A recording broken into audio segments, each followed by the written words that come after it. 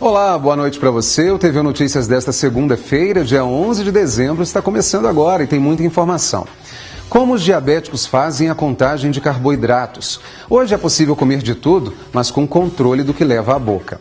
Vamos falar do pé torto congênito. Quando o bebê nasce com o pezinho torto para dentro, como deve ser o tratamento? Pacientes do Hospital do Câncer de Uberlândia fizeram fotos e pinturas. A terapia alternativa virou um livro e até exposição aberta à comunidade. Você vai saber tudo que rolou na final da Olimpíada Universitária da UFO. Tem ainda a previsão do tempo para amanhã e muito mais. O TV Notícias está só começando.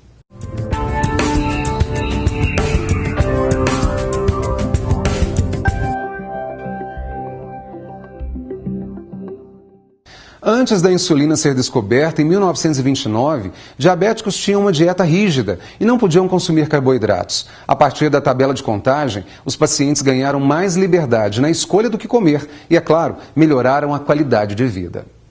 Aos 3 anos de idade, Yasmin foi diagnosticada com diabetes tipo 1. A notícia foi uma surpresa para a mãe Michele.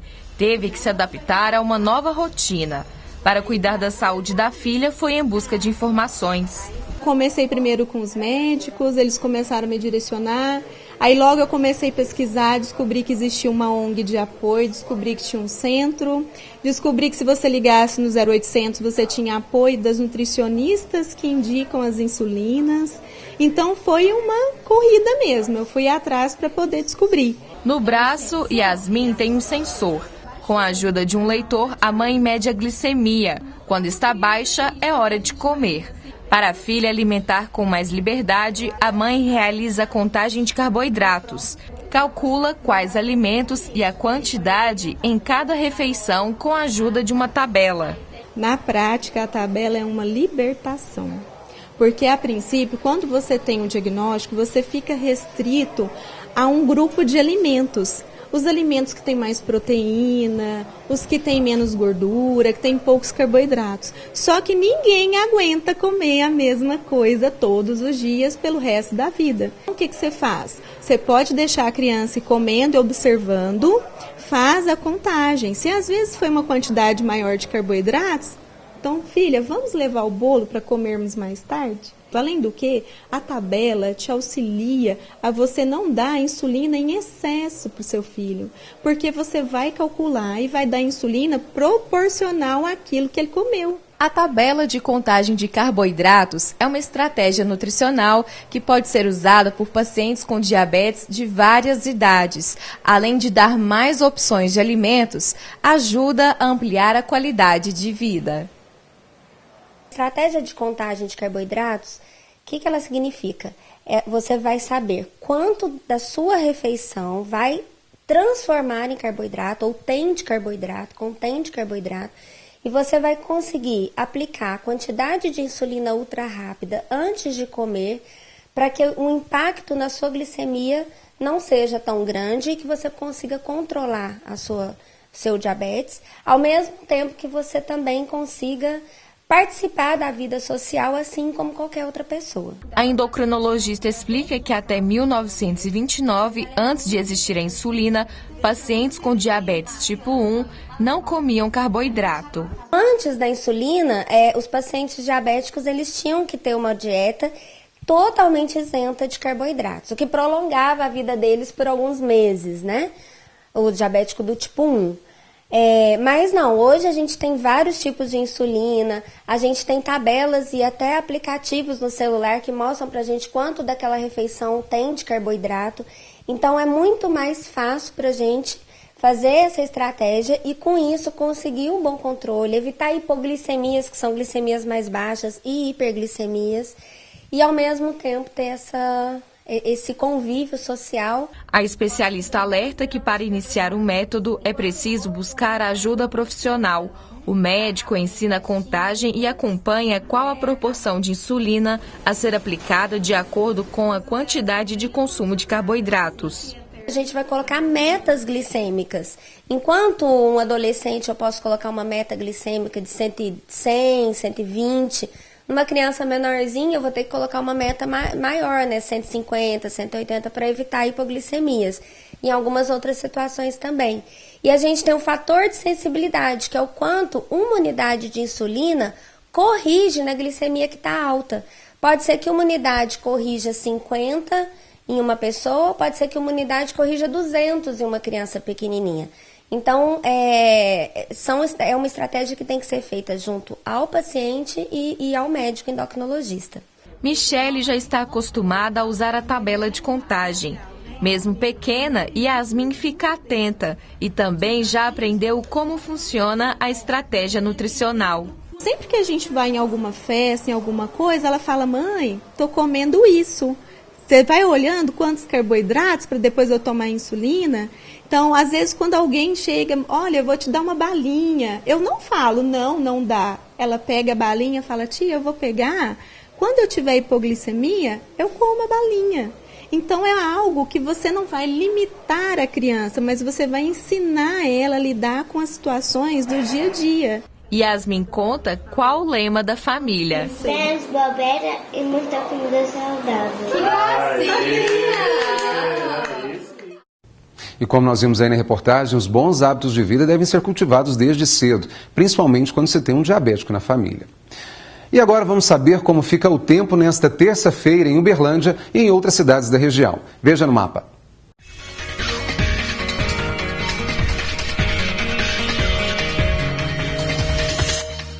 Em Uberlândia, o dia vai ser de muito calor. A mínima prevista é de 19 graus e máxima de 33. Possíveis pancadas de chuva à tarde e à noite.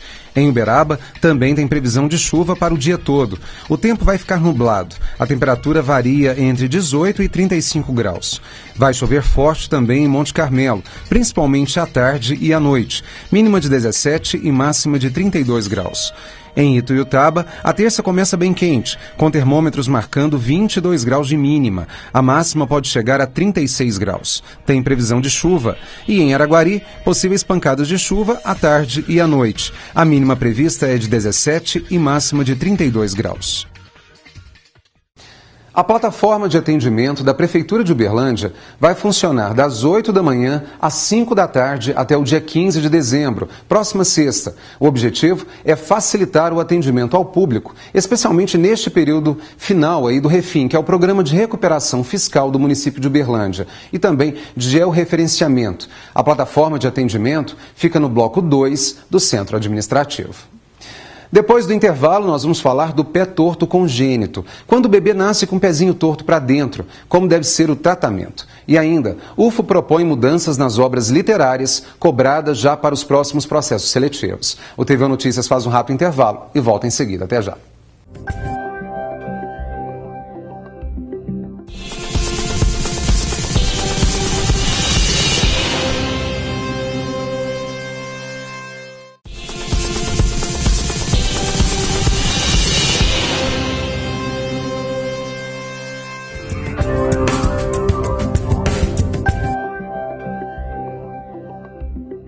Profissionais da área de educação participaram de uma discussão sobre as obras literárias que serão cobradas nos próximos processos seletivos da UFO.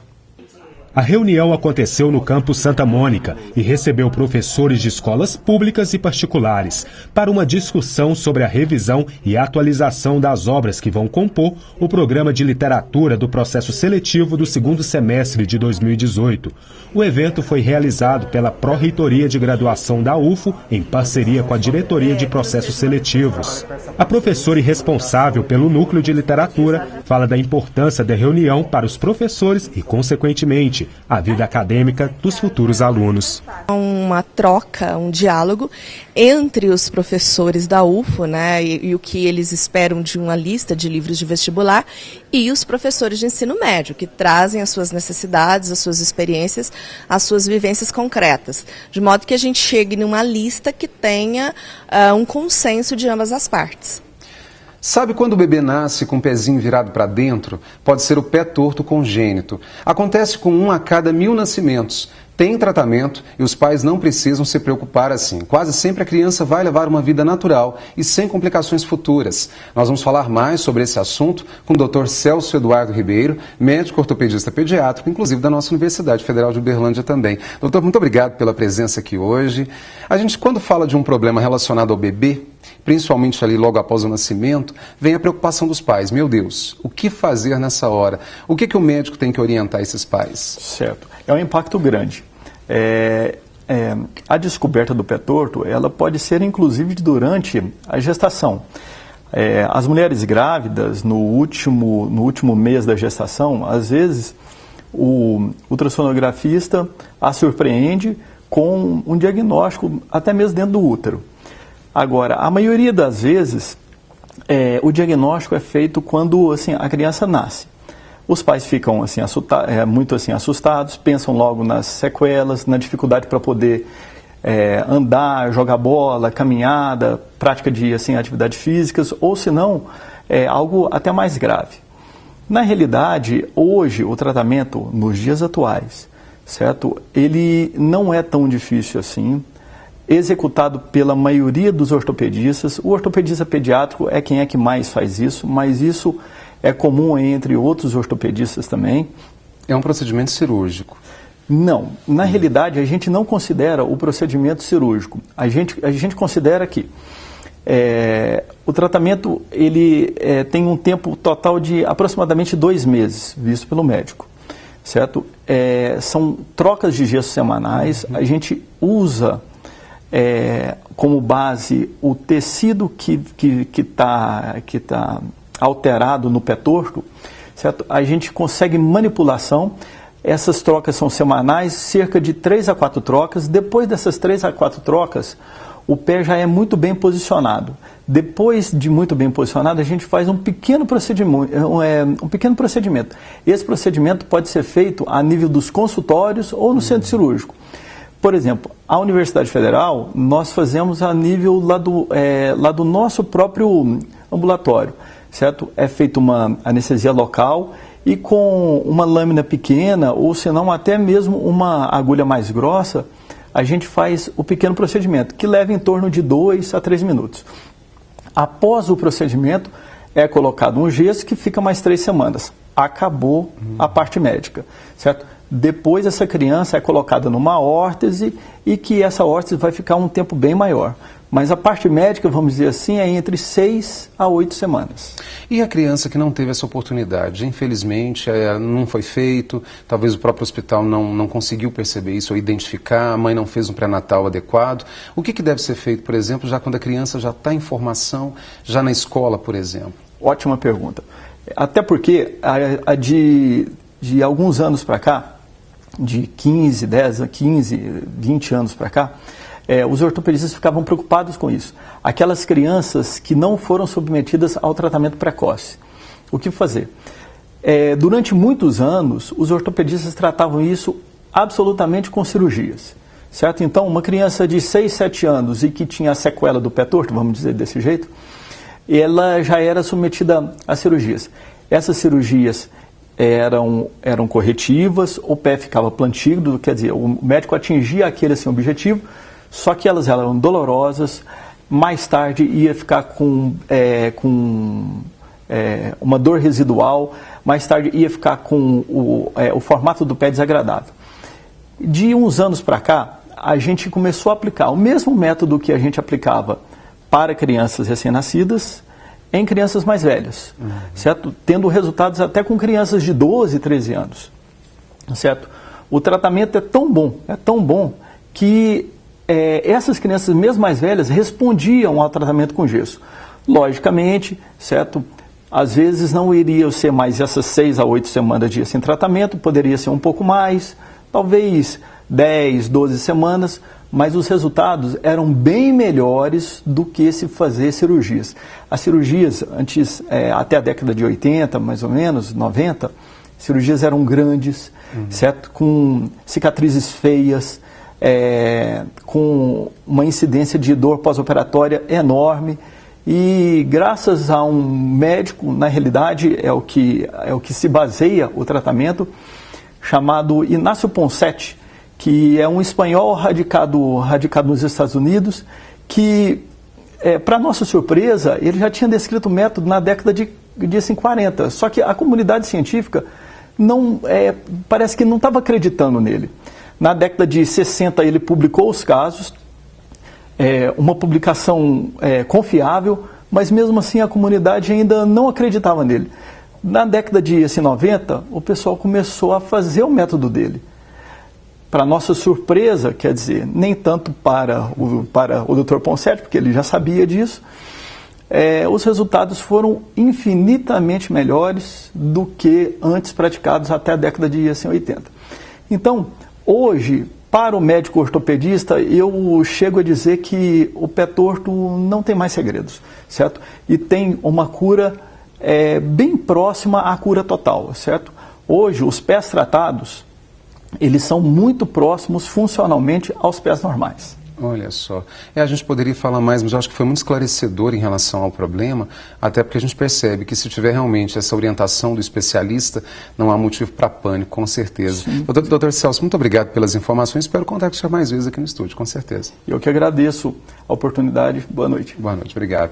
E depois do intervalo, pacientes do Hospital do Câncer de Uberlândia fizeram fotos e pinturas. A terapia alternativa virou um livro e até exposição aberta à comunidade. E ainda, você vai saber tudo que rolou na final da Olimpíada Universitária da UFO. Eu faço um rápido intervalo e volto já.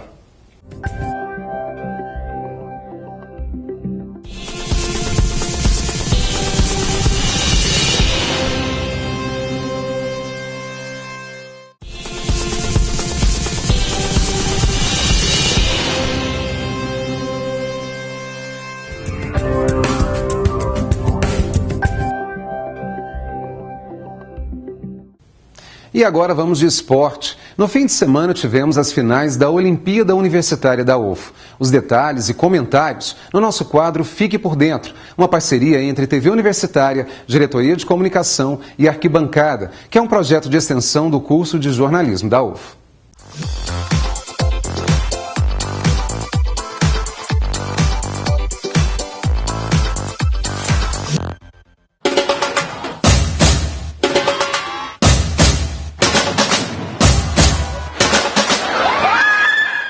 A Olimpíada Universitária chega ao fim e eu Fico por Dentro vai te mostrar como que foi essa festa de encerramento. Os jogos das finais aconteceram no Campus Educa e também no Sabiazinho. As atléticas que conseguiram os prêmios nas competições coletivas foram: no basquete masculino, a Atlética Educa levou o prêmio, no basquete feminino foi a fisioterapia. Na modalidade de futebol de campo, a Atlética Educa foi campeã. No futsal masculino foi a Engenharia Pontal e no feminino a Atlética Educa. Na modalidade handball, no masculino a fisioterapia venceu e no feminino foi a Atlética Moca. Na peteca masculino foi a Engenharia de Uberlândia e no feminino a Monetária. E na modalidade vôlei, a Exatas levou o troféu no masculino e a fisioterapia no feminino. O coordenador da Divisão de Esportes e Lazer Universitário da UFO, Adilson Henrique, contou como que foi organizar um evento tão grande. Foi um desafio muito grande, mas muito prazeroso, que a gente concluiu aqui agora o último jogo com muito sucesso e com a participação imensa de todos os alunos. No último dia da Olimpíada, alguns jogos rolaram na Arena Sabiazinho. Lá também aconteceu apresentações das team leaders e as premiações. Na classificação geral, foram premiados as atléticas Engenharia de Uberlândia com 473 pontos. Em seguida, na segunda colocação, ficou a Atlética Educação Física, com 353 pontos. Em terceiro lugar, com 253 pontos, ficou a Atlética Medicina. Em quarto lugar, a Monetária, com 235 pontos. E em quinto, a Atlética Fisioterapia, com 173 pontos. A Olimpíada de 2017 acabou. A gente tem que agradecer muito às pessoas que participaram e fizeram esse evento ser possível. Foi graças aos atletas, às equipes de produção, coordenação, todo mundo que teve esse show de jogos, de apresentações e tudo mais. A gente espera no ano que vem.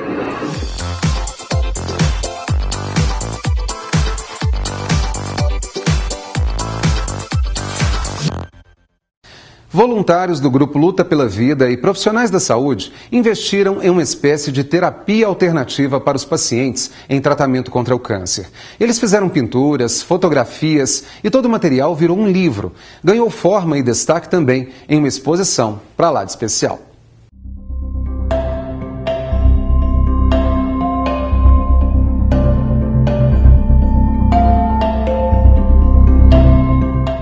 As pinturas em tela e as fotografias compõem a amostra e a apresentação do livro Meu Rio é Uberabinha e tem como objetivo despertar a preservação de águas naturais para a comunidade. Voluntários do Grupo Luta pela Vida falam sobre o projeto e como ele foi importante para as crianças do hospital. Foi um desafio, porque assim, os meninos realmente, a gente teve que ensinar até mesmo como é que pega uma máquina, né?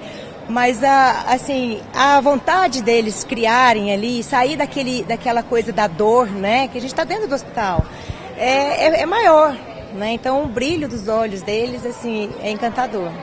Para Sandra, o trabalho desenvolvido trouxe a fé e a esperança para aqueles que esperam a cura. A partir do momento que eles estão fotografando, eles estão completamente positivados para a vida, para tudo. Então eles esquecem do problema deles, motivam, ajudam as pessoas que estão acompanhando eles também a sair dessa situação, né, situação difícil que eles estão passando no momento. E é uma alegria só, é uma esperança, eles veem que eles têm capacidade de fazer cada vez melhor e cada vez eles estão fotografando melhor. Isso nos dá um entusiasmo muito grande pelo nosso trabalho. Segundo o coordenador pedagógico do hospital, o tratamento contra o câncer muitas vezes vem acompanhado de restrições na vida cotidiana do paciente e da família. A arte é fundamental para o desenvolvimento e bem-estar do ser humano. Foi uma aventura para todos nós, para nós e para eles, né? Porque para aquele paciente que está acostumado a ficar lá só no quarto, privado de muitas atividades, ele poder sair, ir para uma trilha, ver a natureza, ver uma cachoeira, né, o rio, e fotografar e produzir aquilo que ele está sentindo através desse olhar, é uma sensação para eles muito boa e para nós também, porque a gente vê esse resultado, né, para nós é uma felicidade muito grande, tudo em prol da saúde. Então eles se sentem produtivos, eles se sentem vivos, ativos, e é esse o objetivo. Isso promove qualidade de vida, é isso que a gente quer. Foram produzidos 500 livros que serão entregues nas bibliotecas das escolas municipais de Uberlândia entre os pacientes. O evento teve muita diversão. É com imenso sorriso e com muito orgulho que a pequena Rafaela mostra o seu trabalho. Ela sonha em conhecer o mar e foi a praia a sua inspiração. Eu nunca fui pra praia. Eu desenhei a praia e os coqueiros e aqui as nuvens.